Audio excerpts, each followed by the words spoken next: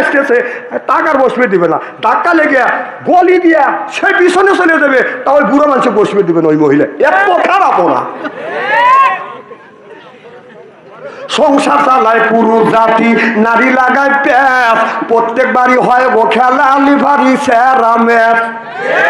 ঘরে জ্বালা বাইরে জ্বালা, জ্বালার নাইকে শেষ, নারী জাতি নষ্ট করলো সোনার বাংলাদেশ।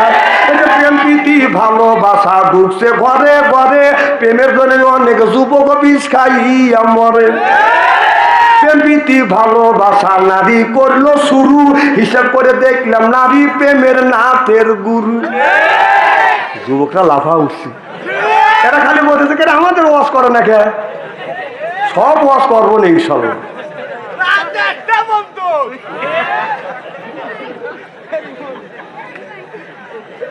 আমার মুসলমান ভাইরা, আল্লাহর হাবিবের উম্মতেরা ভালো করে লক্ষ্য করে শুনুন, আমলে নিয়ে এত কথা শুনতে হবে আমার ভাইরা আমার। আল্লাহ রাব্বুল আলামিন বললে ইন্নাল্লাযিনা আমানু, ইন্না মানে নিশ্চয়ই আল্লাযিনা যাহারা ঈমান আনবে ওই আল্লাহর উপরে, ওয়া আমিলুস সলিহাত আর যারা নেক কাজ করবে।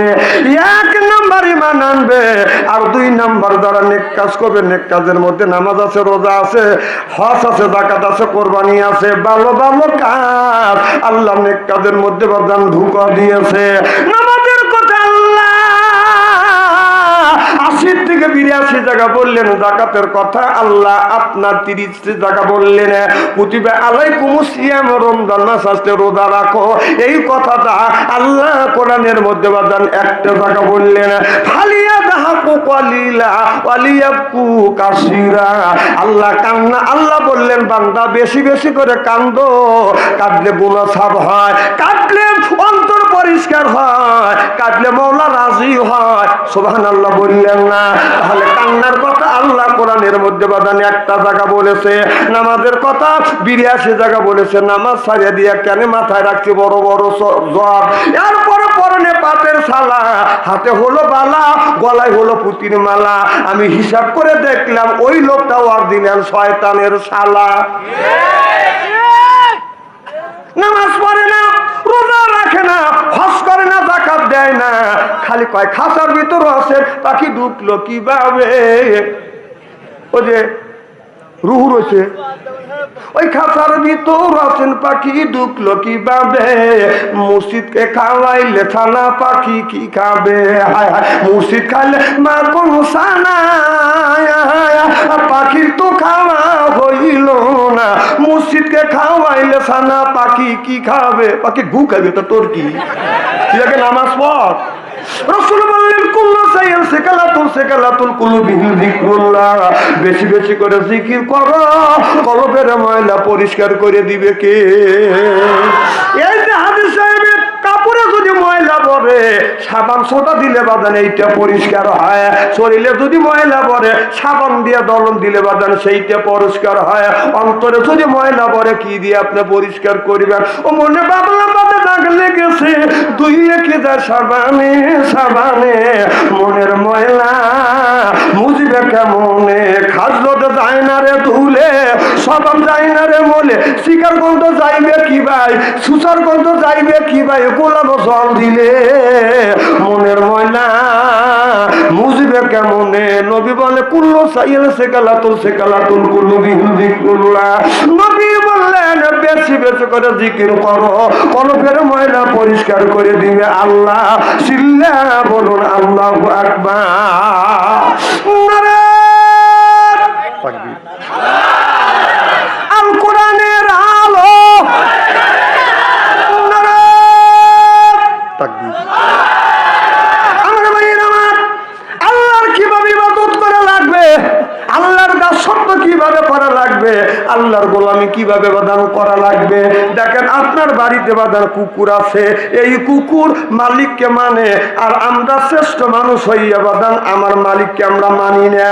কুকুর আপনি যখন কুকুরটাকে বাসায় রাখবেন, বাড়িতে রাখিয়া উল্লাপাড়া স্টেশনে চলে আসবেন, রাত যখন 12টা হবে আপনি বাড়ি যা লক্ষ্য করে দেখবেন আপনার ছেলে মিয়া ঘরে বসে বাদান টিভি দেখতেছে, আপনার চিন্তা করতেছে না।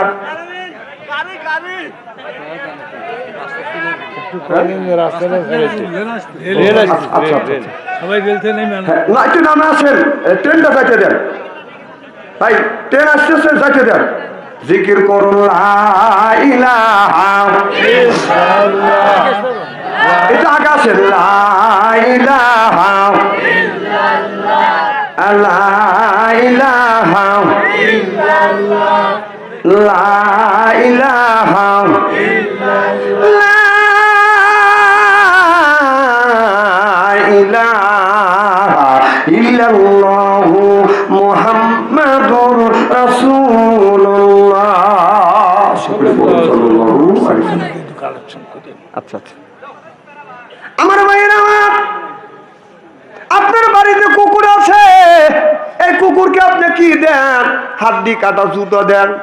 আপনি যখন গরুর গোস্ত দিয়ে খাবার খান, এই কুকুরটা আপনার সামনে ডান, আপনার আগা দুইটা হাত সামনে দিয়ে, পিছনের দুইটা পা পিছন এইরকম করে বাস করে দিয়ে আপনি খাবার খাচ্ছেন, হাড্ডি খাচ্ছেন।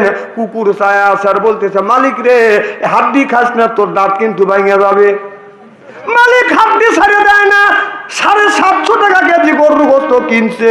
কথা কি বাজান বুঝতে চান? এই মালিক বাজান হাড্ডিটা এরকম করে বাজান খাইতে খাইতে যখন দেখে যে খাওয়াই যায় না, তখন ওই হাড্ডিটা বাজান কুকুরকে ছাড়িয়ে দেয়, খা। তারপরে ফেলে দেয়। কিসে দেয়? পলিথিনে দেয় না, প্লেটে দেয় না বাজান, ফেলে দেয়। ওই কুকুর হাড্ডি কাটা খায়, বলে মালিক তুমি উল্লাপাড়া বাজারে গেছো, বাড়ি তোমার পাহারা দেবো, তুমি টেনশন করো না। আপনি দেখবেন কুকুরটা কি করতেছে, রাত যখন 12টা হয়ে গেছে আর আপনি আসেন না, রাত 12টার পরে আপনি ধীরে ধীরে আসতেছেন, অন্ধকার রাত, এদিকে ঘন কুয়াশা, শীতের দিন, মুখটা বাজান মাফলার দিয়ে বাজান ডেকে রাখছেন, এরপরে মাছ দিয়ে বাজান মুখটা ঢাকা, অন্ধকার রাত। আপনি যখন বাড়ির মধ্যে প্রবেশ করতেছেন, কুকুর মনে মনে চিন্তা করতেছে, আমার মালিক তো নাই, মালিক তো উল্লাপাড়া বাজারে গেছে, এই লোকটাকে চেনাও যাচ্ছে না, মুখটা ঢাকা, কোন কুয়াশা, অন্ধকার। কুকুর তখন ধমক দিচ্ছে, কে তুমি? যখন বলছে ভোগ, তখন মালিক কয়ে রাত, আমার বাড়ি খাইছে, আমার কয় ভোগ। আমার কথা কি বুঝতে চায়? তার মালিক কয়ে রাত, কুকুর কয় ইন্নে লিল্লে, এ না আমার মালিক, তাই তো আমি মালিকের অন্যায় করছি। কুকুর যখন মালিকের ধমক দিয়ে চিনতে পারছে এটা মালিক, তখন কুকুর করছে কি, দৌড়া যায় নিজের মাথাটা মালিকের পায়ের নিচে দিয়ে নেস্টের লড়াই আর কয় I am sorry, I am sorry, আমি আপনাকে দেখতে পারিনি, এদিকে অন্ধকার ঘন কুয়াশা, মুখ মাছ দিয়ে ঢাকা, মাছ দিয়ে ঢাকা, আপনাকে আমি না দেখে না চিনে আমি আপনাকে ভোগ করে আমি ভুল করছি, আপনি আমাকে মাফ করে দেন। একটা কুকুর ভুল করিয়া মালিকের কাছে মাফ চায়। আমরা নামাজ পড়ি না, রোজা রাখি না, হজ করি না, যাকাত দেই না, তারপরে লয়টানি শয়তানি চুরি ডাকাতি বদমাইশি সব কিছু করি, আমার আল্লাহর কাছে ক্ষমা চাই না। সিল্লা বলো ঠিক কিনা?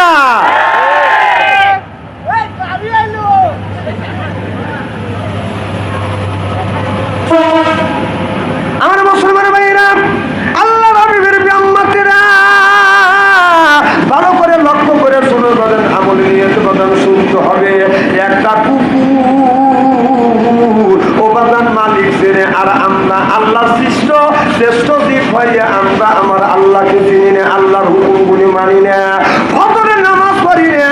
এমনও মানুষ এই কোরআনের মাহফিলে বাজান বসে আছে, আমার মনে হয় ফজরের নামাজ ওই লোকটা পড়ে নাই, জহর নামাজও পড়ে নাই, আসর পড়ে নাই, মাগরিব পড়ে নাই, ঈশা পড়ে নাই, কোরআনের মাহফিলে এসে বসে আছে। নামাজ পড়ি নাই, আল্লাহ যা পারে তাই করবে।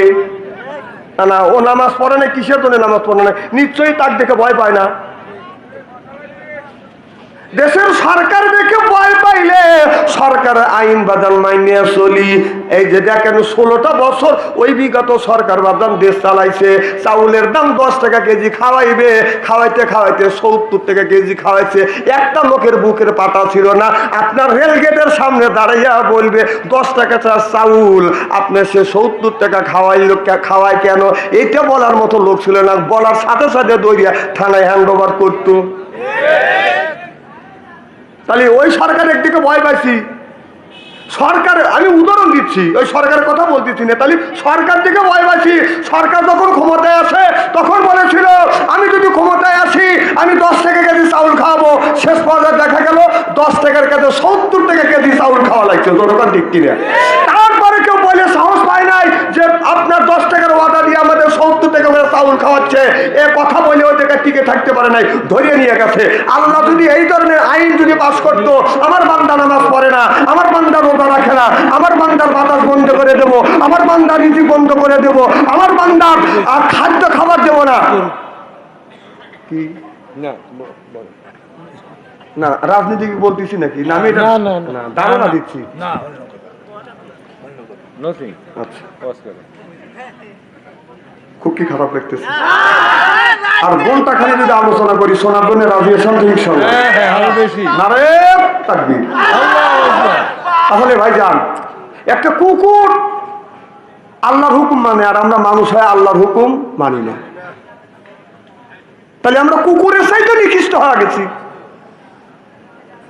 আমার মুসলমান ভাইয়েরা,